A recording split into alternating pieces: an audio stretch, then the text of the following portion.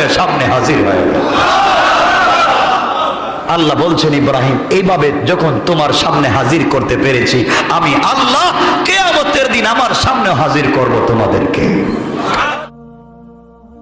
ইব্রাহিম আলা নবিয়ুনা আলাইহিস সালাতু ওয়াস সালামকে আল্লাহ বলছেন, আওয়ালাম তুমিন,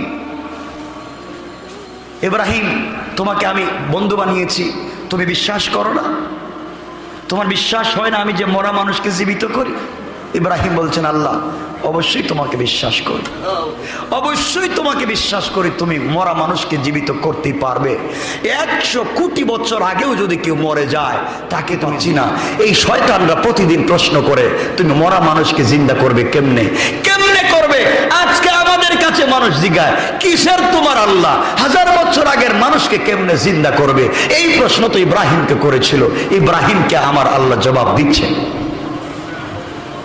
কালা ফাখুজ আরবাআতাম মিনাত তায়র, ও ইব্রাহিম, 4টা পাখি লালন পালন করো, ফাসুরহুন্না, লালন পালন করো।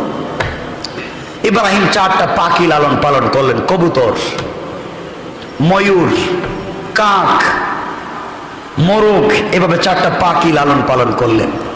আল্লাহ বলছেন, ইব্রাহিম, লালন পালন করেছে, ওদের নাম রাখো। ইব্রাহিম তাদেরকে নাম রাখলেন। আল্লাহ বলছেন, এদেরকে তুমি ডাক দেও, ডেকে ডেকে দেখো তোমার সাথে আসে কিনা। ইব্রাহিম এক একটা পাখির নাম ধরে ডাকলেন, পাখিগুলো তার কাছে চলে আসে। ইব্রাহিম যেখানে যান পাখিকে ডাক দিলে ওখানে যায়, তাহলে মালিককে পাখি চিনে। আল্লাহ বললেন, ফাসুরহুন্না সুম্মা জাআলা আলা কুল্লি জাবালিন মিনহুন্না জুজআ, ও ইব্রাহিম, এগুলাকে জবাই করো, এগুলাকে কাটো, সবগুলা হাড্ডি গোশত জমা করো, পাকাগুলাকে ছিঁড়ে ফেলো, সবকিছু জমা করে মেশিনের মতো ছোট ছোট করো। আল্লাহ কি ইব্রাহিম বলেন, আল্লাহ করলাম, এখন আমি কি করব? বলো তো তুমি কোনটা কোন পাখির গোশত তুমি চিনো? আল্লাহ, আমি তো চিনি না। কোন পাখির কোন মাথা তাও তো আমি জানি না। কোন পাখির কোন গোশত, কোন পাখির কোন চামড়া তাও তো আমি জানি না। ইব্রাহিমকে বলছেন, তুমি জানবা? বলে, জানি না।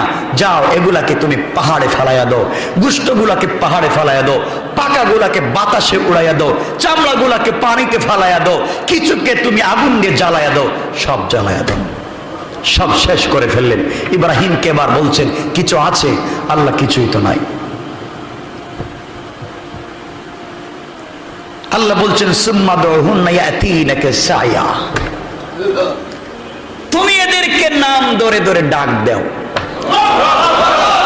ইব্রাহিম আলাইহিস সালাম দেখলেন কিচ্ছু নাই, পাকাগুলা বাতাসে নিয়ে গেছে, চামড়াগুলো পানি নিয়ে গেছে সাগরে, কিছু গোশত জ্বালিয়ে দিয়েছেন, ছালি হয়ে গেছে, কিন্তু তো পাহাড়ের উপরে। দীর্ঘদিন চলে যাওয়ার পর আল্লাহ বলছেন, পাহাড়ে যাও, গিয়ে দেখো কিছু আছে কি নাই। ইব্রাহিম গিয়ে দেখেন কিচ্ছু নাই। আল্লাহ বলছেন, সুম্মা দুহুন্না ইয়াতিনাকা সায়া, এদেরকে দেখে দেখো তোমার কাছে আসে কিনা। ইব্রাহিম ডাক দিলেন, 4টা পাখি জিন্দা হয়ে সামনে হাজির হয়ে গেল। আল্লাহ বলছেন, ইব্রাহিম, এইভাবে যখন তোমার সামনে হাজির করতে পেরেছি, আমি আল্লাহ কিয়ামতের দিন আমার সামনে হাজির করব তোমাদেরকে। ঈসা আলাইহিস সালাতু ওয়াস সালামকে তার সম্প্রদায় বলছে, জিন্দা করেন। ঈসা আলাইহিস সালামকে নিয়ে গেল 1000 লক্ষ বছরের পুরাতন এক কবরের পারে, নিয়ে বলছে, ঈসা, এই কবরটা হচ্ছে আমাদের এলাকার, আমাদের দেশের সব থেকে পুরাতন কবর। তিনি বলছেন, এই কবরে কতদিন আগের মানুষ আছে? 2500 থেকে 3000 বছর আগের মানুষ আছে। সুবহানাল্লাহ বললেন না? কত বছর আগের? 2.5 থেকে 3000 বছর আগের মানুষ এই কবরে আছে। হযরতে ঈসা রূহুল্লাহ কবরের পাশে দাঁড়ালেন, চোখের পানি ছেড়ে দিলেন, আর বললেন, আল্লাহ, আমার তো ক্ষমতা নাই, মুআজিজা তো তুমি দিয়েছো, কুম বিইজনিল্লাহ, এই কবরের সব থেকে পুরাতন মানুষ তুমি জিন্দা হয়ে যাও। আল্লাহু আকবার বললেন না?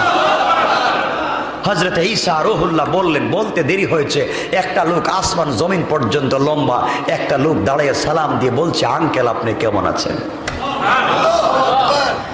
ঈসা আলাইহিস সালাম ডাক দিয়ে বললেন, তুমি আমাকে আঙ্কেল বললে, তুমি আমাকে চিনলে কেমনে? আমি কে আর তুমি কে? তুমি আমাকে কেমনে চিনলে? তুমি আমাকে আঙ্কেল বললে, চিনো কেমনে?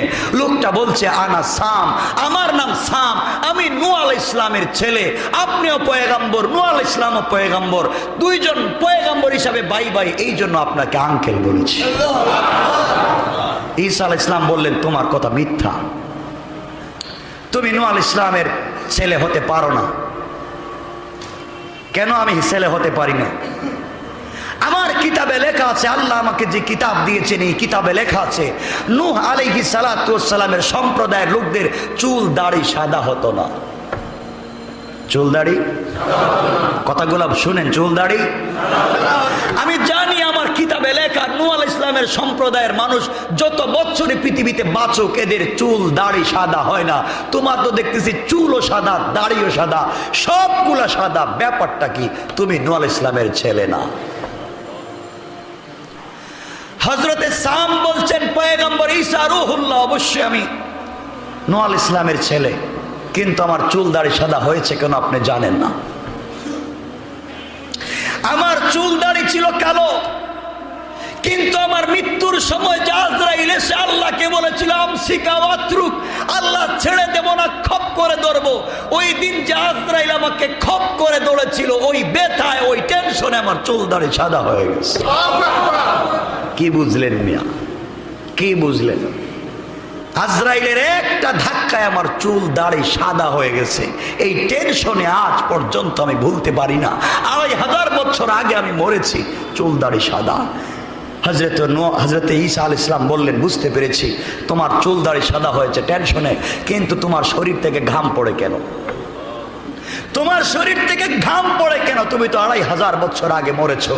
আর আমি আমার কিতাবে লেখা দেখেছি নূহ আলাইহিস সালামের বংশের মানুষের শরীরে তো ক্ষমতা ছিল, কাজ করলেও তারা ঘামতো না, কিন্তু তোমার শরীর থেকে তাজা তাজা টপ টপ করে ঘাম পড়ে কেন? সাম বলতেছেন, ঈসা আপনি শুনেন, আজরাইল যখন আমার কাছে এসেছিল, আমি যখন আজরাইলকে সাকারাতের সময় সচক্ষে দেখেছি, আমার জানটা বাহির হইতে চায় না। একবার মাথার দিকে গিয়েছে, একবার হাতের দিকে গিয়েছে, একবার পায়ের দিকে গিয়েছে। আজরাইল যখন ধরেছেন, ঠাস ঠাস করে ৩২টা রোগ ছিঁড়ে গিয়েছে। ঘাম যে জরা শুরু হয়েছিল, আজও সেই ঘাম বন্ধ হয় না। কি বুঝলেন? কি বুঝতে পারলেন? মৌত কার নাম?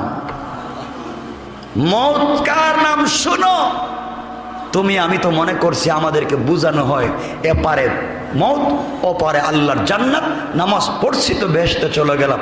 এত সোজা কথা নয়। দেখো তোমার পয়গম্বরের মতো বিশ্বের আর কোন মানুষ নাই, মহামানব আল্লাহ বানান নাই। সেই পয়গম্বরের সাকারাতের সময়, ইন্তেকালের সময় আল্লাহ বলছেন পৃথিবীর সব থেকে সহজ মৌত হয়েছে আমার পয়গম্বরের। সুবহানাল্লাহ বললেন না? সেই নবীর মৌতের সময় হযরতে আজরাইল শুধু তার হাতটা নবীজির বুকের উপরে রেখেছিলেন, কিচ্ছু করেন নাই, শুধু হাতটা রেখেছিলেন। আমার নবী জবান খুলে কথা বলতে পারতেছিলেন না। আজরাইলকে বলছিলেন, ভাই আমার জিহ্বা তো শুকায়া গেছে, আমি জবান খুলে কথা বলতে পারতেছি না, তুমি আমার বুকে কি রেখেছো? মনে হচ্ছে অহুদ পাহাড়টা বসায়া দিয়েছো। আজরাইল বলছেন, ইয়া রাসূলুল্লাহ, কিচ্ছু করি নাই, শুধুমাত্র হাতটা রেখেছি। ইসলামিক ওয়াজ বাংলা।